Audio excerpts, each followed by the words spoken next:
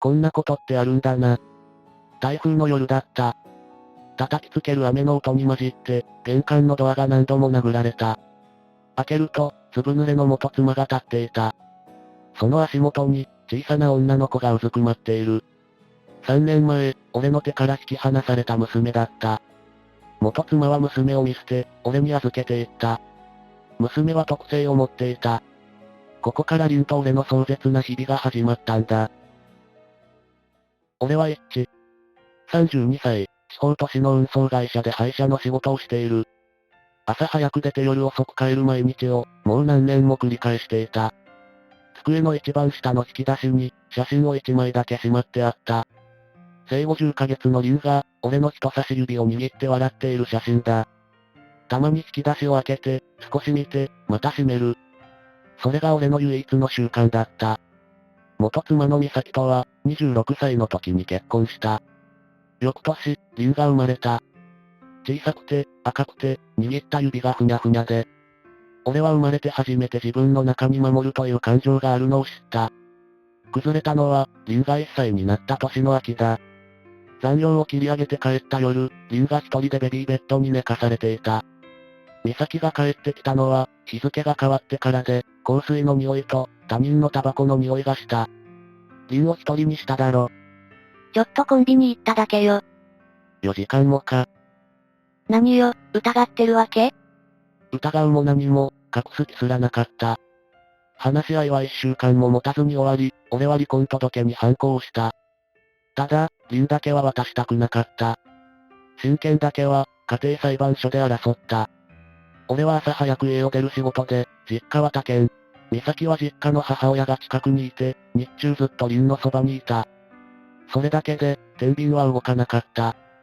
調停委員の人は、悪い人ではなかったと思う。ただ、静かにこう言った。1歳のお子さんです。今の生活を変えないことが、一番お子さんのためになりますよ。俺は何も返せなかった。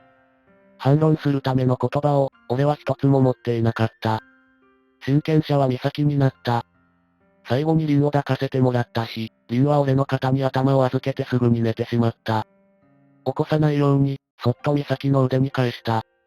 車が見えなくなるまで立っていて、それから、道の真ん中でしゃがみ込んだ。あの日から俺の時計は、ずっと同じところで止まっていた。それから3年もの月日が経った。9月の、台風が上陸した夜だった。ベランダの物干し竿が倒れる音がして、その直後にドアが叩かれた。ノックというより、殴っている音だった。チェーンを外して開けると、そこに美咲が立っていた。髪は雨で顔に張り付いて、化粧が流れて、目だけがギラギラしていた。その後ろに、小さな影があった。もう限界なのよ。美咲？なんでここに？この子、4歳になっても喋らないの。急にひっくり返って叫ぶし、どこにも連れて行けない。落ち着け。とにかく中に。もう無理、彼氏にも出てけって言われたし、児童扶養手当だってビタ一文にもならないし。あんたの子でもあるでしょ。あんたが育てなさいよ。美咲は凛の腕を掴んで、俺の方へ突き飛ばした。小さな体がぶつかってきて、俺は反射的に受け止めた。美咲は振り返りもせず、待たせてあったタクシーに乗り込んだ。赤いテールランプが、雨の中を滑るように消えていった。置いていかれたのは、俺と、小さな娘と、コンビニのビニール袋一つだけだった。中身は、着替えが2枚と、保険証。それだけだった。凛は玄関の叩きに座り込んだまま、動かなかった。黄色いタオルを両手で握りしめて、顔の下半分をそこに埋めている。擦り切れて、端の糸がほつれて、もう黄色というより灰色に近い。見覚えがあった。凛が1歳になった日に、俺が駅前の店で買ってやったタオルだ。3年、まだ持っていたのか。俺は膝をついて、ゆっくり手を伸ばした。凛、パパだよ。凛は短く息を吸い込んだ。次の瞬間、悲鳴が上がった。耳を塞ぎたくなるような、高くて細い叫び声だった。そして自分の頭を、小さな拳で何度も叩き始めた。止めようと手首を掴んだら、今度は俺の腕に噛みついてきた。4歳の顎とは思えない力で、皮膚が破れて血が滲んだ。それでも俺は手を離さなかった。話したら、この子がまた自分を殴ると思ったからだ。どれくらいそうしていたのかわからない。リンは俺の手を振りほどくと、部屋の隅まで張っていって、壁に背中を押し付けて丸くなった。しばらくして、フローリングに小さな水たまりが広がった。怖くて、漏らしてしまったらしい。俺はその場から動けなかった。血が繋がっているはずのこの子にとって、俺は怖いものでしかない。俺は床に座り込んだまま、朝が来るのをただ待っていた。リンは一晩、一睡もしなかった。ご飯も水も口にしない。ただ壁の一点を見つめて、喉の奥で低くうなり続けている。俺は会社に電話をかけて、詳しい事情も言えないまま休みをもらった。そして市の窓口で教えてもらった児童発達支援センターに、朝一番で飛び込んだ。受付の人は、予約がないと相談は難しいと困った顔をした。それはそうだ。それでも、その日の俺はどうしても引き下がれなかった。昨日の夜から、水も飲んでないんです。すみません、俺、何もわからないんです。本当に、何一つ。しばらくして、奥から職員らしい女性が出てきた。そして相談室に通された。リンの手を引いて中に入ると、椅子から立ち上がった女性が、俺の顔を見て動きを止めた。もしかして、イッチくん、はい、そうですけど、高校の、3年の時に同じクラスだった、はるみです。一瞬、何を言われたのかわからなかった。1、4年ぶりの名前だった。はるみは、教室の窓際にいつも静かに座っている子だった。目立たなくて、声が小さくて、本ばかり読んでいた。それでも、俺には忘れられない記憶が一つだけある。高3の2月14日。放課後の教室で、はるみは真っ赤な顔で赤いリボンのかかった小さな箱を差し出した。部活の引退と受験でいっぱいいっぱいだった俺は、ありがとうと受け取っただけで、それきり何も返さなかった。返事をしないまま卒業して、そのまま14年が過ぎた。けれど、その日のはるみは、俺の記憶の中のはるみとは違っていた。はるみはまず、リンの正面には立たなかった。斜め横からゆっくり近づいて、床に膝をついて、リンより低い位置に自分の顔を持ってきた。声も張らない。囁くのでもなく、ただ低く、平らな声だった。りんちゃん、はじめまして。返事はいらないからね。それからはるみは、カードの束をテーブルに置いた。絵と文字が印刷された、小さなカードだった。水の絵、トイレの絵、座る絵。はるみはコップの絵のカードを1枚だけ抜いて、リンの視界の端に、そっと置いた。せかさない。何も言わない。うなり続けていたリンの声が、少しずつ小さくなっていった。やがてリンは、そのカードを見た。ほんの2秒くらいだったと思う。でも、確かに見た。はるみは静かに水の入ったコップを差し出した。リンは、飲んだ。一晩、何も口にしなかった娘が、水を飲んだ。イッチくん、今日は病院の予約を取りましょう。私の方で空きを探します。それと、そのタオル、絶対に取り上げないでください。汚れてるから、洗ってやりたいんですけど。洗うなら、全く同じものを2枚用意して、少しずつ入れ替えていきます。あの子にとって、あれは持ち物じゃなくて、安全そのものなので。淡々とした説明だった。でも、その一言で俺は理解した。この人は、俺が3年間で失っていた娘の扱い方を全部知っている。帰り際、廊下ではるみは少しためらってから、メモ用紙を1枚破って何かを書いた。携帯の番号だった。言っておくけど、これはセンターの番号じゃないから。仕事として渡してるんじゃなくて、同級生として渡してるの。いいのか、そんな。よくない。多分怒られる。でも、あの子が今夜また水を飲まなかったら、私が寝られないから。敬語が外れていた。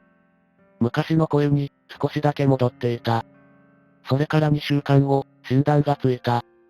自閉スペクトラム症。治る治らないの話じゃなく、本人に合った伝え方を周りが見つけていく話なのだと。医師は言葉を選びながら説明してくれた。帰り道、リンは俺の袖の端を指2本だけでつまんでいた。それでも、2週間前より距離は近かった。厄介だったのは、制度の方だ。役所でも病院でも、必ず同じことを言われた。親権者はお母様になっていますね。毎日ご飯を食べさせて、風呂に入れて、夜中に何度も起きているのに、書類の上の俺は凛の家族の端っこにいる人間だった。A 子さんという年配の職員がいる。台風の翌朝、奥から出てきて相談室に通してくれたのが、この人だった。その A 子さんに、俺は制度の話を愚痴ったことがある。弁護士さんに相談するのが早いわね。知り合いがいないんです。一人も。そうよね。普通はいないわよ。前の週、夜の7時過ぎまで残って書類を作ってくれたハルミに、俺は軽い気持ちでこう言ったことがある。悪いな、旦那さん待たせてるんじゃないか。ハルミは一瞬だけ手を止めて、それから何事もなかったように書類を揃えた。大丈夫。誰も待ってないから。その時の間が、ずっと引っかかっていた。A 子さんは、俺がその話をすると、少し長く息を吐いた。はるみちゃんね。3年前に、ご主人を亡くしてるのよ。え？結婚して1年目。高速道路で追突されて、朝送り出した相手と、夕方には病院で対面したの。葬式の翌々週にはもう出勤してきてね。あの子、それ以来ずっとここに住んでるようなもんよ。自分の家に帰っても、誰もいないから。俺は自分の言葉を思い出して、両手で顔を覆った。10月から、はるみは週に2回、仕事が終わってから来るようになった。最初に言っておくね。これ、仕事じゃないから。わかってる。センターの人間として来てるんじゃなくて、同級生として来てるの。だから、失敗しても文句言わないでよ。はるみがやったことは、派手なことじゃなかった。まず、リビングの壁に細い紐を張って、洗濯バサミを並べた。そこに、朝から夜までの絵カードを順番に留めていく。起きる、着替える、食べる、歯を磨く、風呂、寝る。終わったカードは、臨時心に外させて、箱に入れさせる。この子にとって、次に何が起きるかわからないのが一番怖いの。怖くなくなれば、暴れる必要がなくなる。それから、家の中の音を減らした。洗濯機のブザーはテープで殺し、蛍光灯はちらつきの少ないものに変えた。俺が気にも留めていなかった音を、はるみは一つずつ拾い上げていく。変化は、驚くほどゆっくり来た。同じ部屋にいられるようになり、俺の置いた皿に手を伸ばすようになり、そして3週間目のある朝、リンが自分からご飯のカードを外して、俺の手のひらに押し付けた。俺は、それが何を意味するのか、最初わからなかった。わかった瞬間、台所で洗い物をしていた手が止まった。この子は今、俺に向かって話しかけた。言葉じゃなく、カードで。はるみ。見てた。今の、そういうことだよな。そういうことだよ。はるみは口を押さえて笑った。笑ったのに、目の縁が赤くなっていた。リンが寝た後の時間が、俺とはるみの時間になった。大した話はしない。明日の予定と、リンの様子と、あとは高校の頃のどうでもいい話。ある夜、俺はコーヒーを2つ入れて、テーブルに置いた。ずっと言えずにいたことを、その日は言おうと決めていた。なあ、高3のバレンタイン、覚えてるか？忘れて。お願いだから。無理だな。あの時、俺、ちゃんと返事しなかっただろ。嬉しかったんだよ。本当に。ただ、あの頃の俺は自分のことしか見えてなくて。ずっと、心のどこかに引っかかってた。はるみはカップを両手で包んだまま、しばらく黙っていた。それから、少しだけ笑った。あの日ね、教室を出た後、階段の踊り場で転んだの。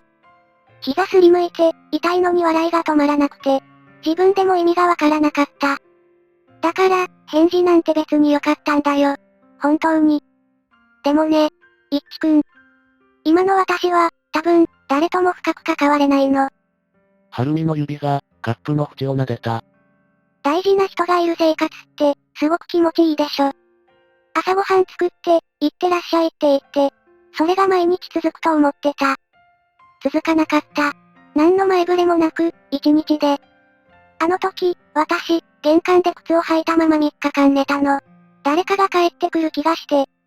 俺は口を開きかけて、やめた。慰めの言葉なら、多分3つくらいは思いついた。でも、そのどれも、この人にとっては使い古された言葉のはずだった。話してくれて、ありがとう。それだけ言った。はるみは少し驚いた顔をして、それから小さくうなずいた。11月の日曜日だった。3人で公園に行った。リンがブランコの鎖の音を気に入って、その日は珍しく1時間近く外にいられた。空が急に暗くなったのに、俺は気づくのが遅れた。季節外れの雷が、真上で落ちた。音の大きさに、俺自身が肩をすくめたくらいだ。リンは弾かれたように走り出した。まっすぐ、公園の外の道路へ。車が来ていた。俺は考えるより先に地面を蹴っていた。横からハルミも飛び出していた。二人でリンの体を抱きすくめて、そのまま歩道に転がった。肘と膝をすりむいたのが、後になってわかった。クラクションが遠ざかっていった。リンは俺の腕の中で、声を上げて泣いていた。出会ってから初めて聞く、普通の泣き声だった。悲鳴じゃなかった。怖かった、と言っている泣き方だった。そして、リンは変なことをした。泣きじゃくりながら、俺の手とハルミの手を探して、その二つを重ねさせたのだ。それから、重なった手の上に自分の小さな両手をかぶせて、そのまま自分の胸に押し当てた。ぎゅーっと力を込めて。誰も教えていない。カードにも、そんな絵はなかった。この子は自分で見つけたのだ。ここが安全な場所だと。ハルミの肩が震え出した。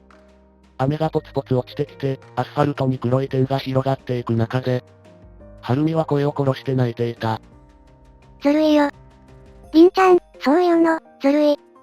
俺はどうしていいかわからず、ただ、その手を離さなかった。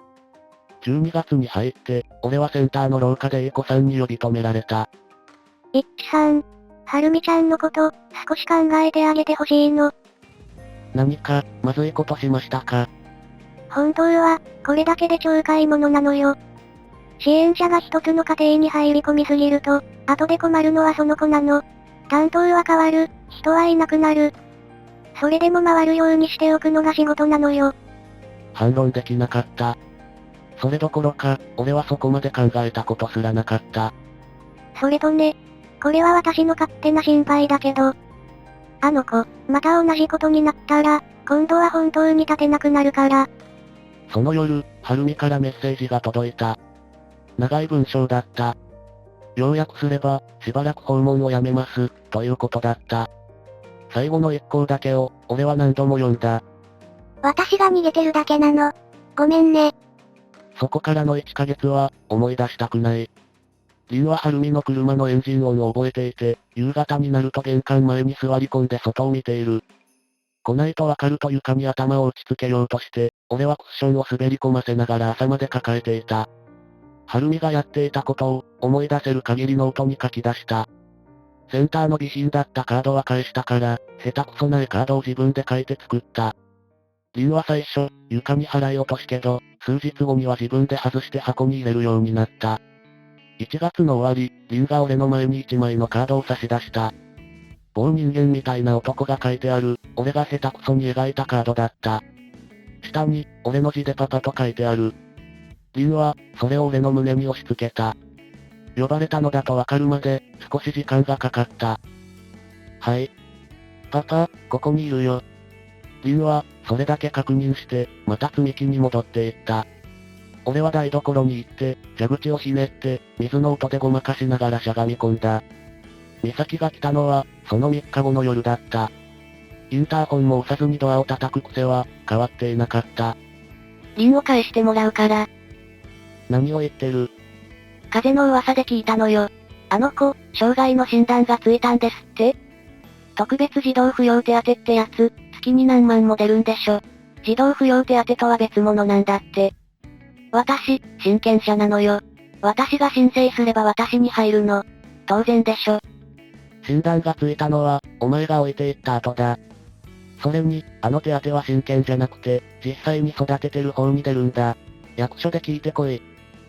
うるさいわね。今すぐ荷物まとめて、連れて帰るから。リンは俺の背中に隠れて、シャツの裾を握っていた。震えているのが布越しに伝わってきた。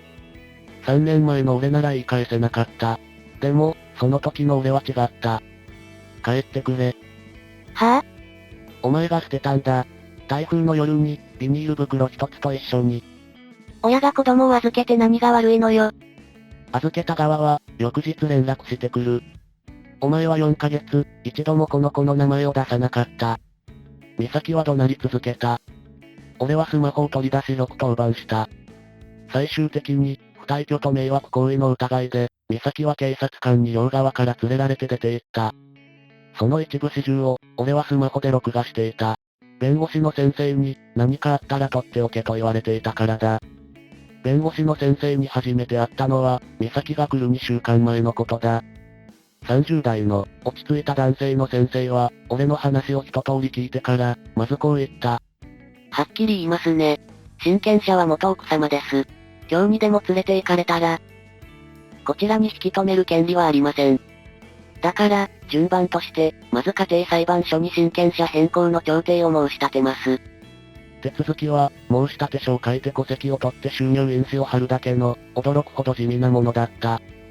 それだけで俺と凛の3年が動き出すのだと思うと、不思議な気分だった。調停は対決の場ではなく、小さな部屋で交互に事情を話すだけだった。大きかったのは、家庭裁判所の調査官による調査だった。調査官は俺の家に来て、壁の絵カードを1枚ずつ写真に撮っていった。前に通っていた保育園にも、住んでいたアパートの近所にも、話を聞きに行ったらしい。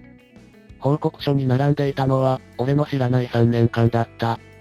夜中に泣き声が続いていたという証言、ベランダに出されていた日があったという証言。連絡なしの欠席が月の半分を超えていた記録。俺は途中で読むのをやめた。最後まで読んだら、自分を許せなくなると思ったからだ。あの日、家庭裁判所で頭を下げて引き下がったのは、俺だ。3年間、この子はその結果の中で暮らしていた。2月14日。仕事から帰って、凛に夕飯を食べさせて、絵カードを箱に戻していた時だった。インターホンが鳴った。モニターに、晴美が映っていた。2ヶ月ぶりだった。少し痩せたように見えた。晴美は玄関先に立ったまま、持っていた紙袋を両手で抱え直した。今日、何の日か、覚えてる？その中から出てきたのは、小さな箱だった。かかっているリボンは、あの日と同じ赤だった。あの時の返事、まだもらってないから、取りに来たの。声が最後の方で震えていた。奥から、とてとてと足音がした。凛が廊下を走ってきて、晴美の足に正面からぶつかった。そして、晴美の手と俺の手を探して、また重ねさせた。あの公園の日と、同じやり方で。晴美はその場にしゃがみ込んだ。凛の頭を抱えて、玄関の叩きで声を上げて泣いた。俺は、その二人の前に膝をついた。晴美。俺と、凛と、一緒に生きてくれないか。晴美は首を横に振った。拒否ではなかった。怖い、という意味の首の振り方だった。ごめん、本当は、私もそうしたい、そう気持ちを固めてきたのに。私、また同じ目にあったら、今度こそ元に戻れない。一致くんが事故に遭ったらって、それ考えるだけで、息できなくなるの。俺も怖い。凛が明日また俺を見て叫んだらどうしようって、毎朝思ってる。それでも、朝は来るんだよ。怖いって言い合える相手が家にいるのと、一人で天井見てるのと、どっちがマシだと思う。晴美は長い時間、黙っていた。凛が、晴美の指を握ったまま離さなかった。ずるいって、言ったよね、私。言った。本当にずるいよ、この親子は。晴美は俺のシャツを掴んで、額を胸に押し付けた。そして、聞き取れないくらいの声で言った。みんなで生きていこう。親権者変更が認められたのは、6月のことだった。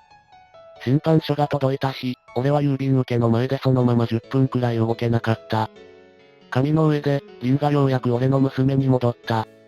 美咲は、あれから接近禁止命令を出して、二度と近づかないようにした。俺と晴美が籍を入れたのは、その翌年の春だ。式は挙げず、代わりに3人で写真だけ撮った。人の多い場所も大きな音も、凛には向かないからだ。婚姻届と一緒に、もう一枚、窓口に出した紙がある。晴美と凛の、養子縁組届だ。配偶者の子を養子にする場合は、裁判所を通さなくていいのだと教わった。受理されて、番号札を返して、役所を出た。階段のところで、晴美が急に立ち止まった。今、私、この子のお母さんになった？なった。そっか。はるみはそれ以上何も言わなかった。ただ、凛の手を強く握り直していた。結婚から3年、凛は9歳になった。言葉は少しずつ増えたが、長い文章はまだ難しく、疲れるとカードに戻る。それでいい。伝わればいいのだと、俺たちはとっくに知っている。2月14日、俺は残業を早めに切り上げて帰った。ドアを開けた瞬間、家の中が甘い匂いでいっぱいだった。ベランダの洗濯物の端に、もう黄色には見えないあのタオルが揺れていた。今でも週に何回か、凛の枕元にいる。台所から、凛が走ってきた。頬にチョコレートをつけたまま、両手で皿を持っている。形はデコボコで、ココアパウダーが片側に寄っていた。パパ、はい。チョコ、作った、ママと。ありがとうな。すごいな、凛。後ろから、はるみが出てきた。粉だらけの手を洗いながら、少しだけ照れた顔をしている。あのね。